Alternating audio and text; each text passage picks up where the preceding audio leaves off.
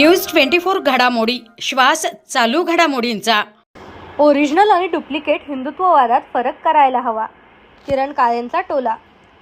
अहिल्यानगरच्या राजकारणात नवा मोड। किरण काळेंच्या पुढाकाराने नवा समीकरण बदलणार। अहिल्यानगरमध्ये शिवसेनेला मागील 35 वर्षांपासून हिंदुत्ववादी मतदारांचा पाठिंबा लाभला आहे। शहरातील हिंदुत्ववादी कार्यकर्त्यांना एकत्र आणण्याचा आणि शिवसेनेला अधिक मजबूत करण्याचा निर्धार शिवसेना नेते किरण काळे यांनी व्यक्त केला आहे। हिंदुत्व हा अहिल्यानगरचा श्वास आहे आणि तो कोणीही थांबवू शकत नाही, असे त्यांनी स्पष्ट केले। शिवसेना पक्षप्रमुख उद्धव ठाकरे यांच्या सत्कार सोहळ्यात काळे बोलत होते।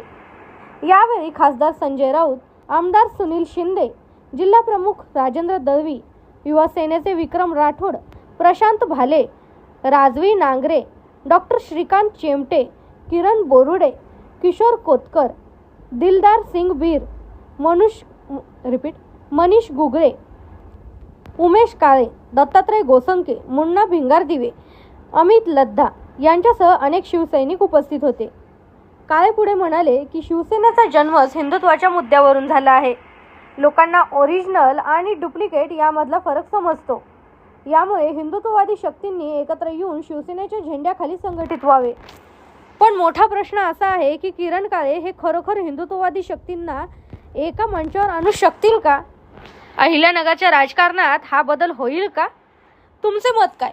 किरण काळे यांना यश मिळेल का? कमेंटमध्ये आपली प्रतिक्रिया नोंदवा। प्रतिनिधी स्वामी गोसावी, न्यूज 24 घडामोडी, अहिल्यानगर।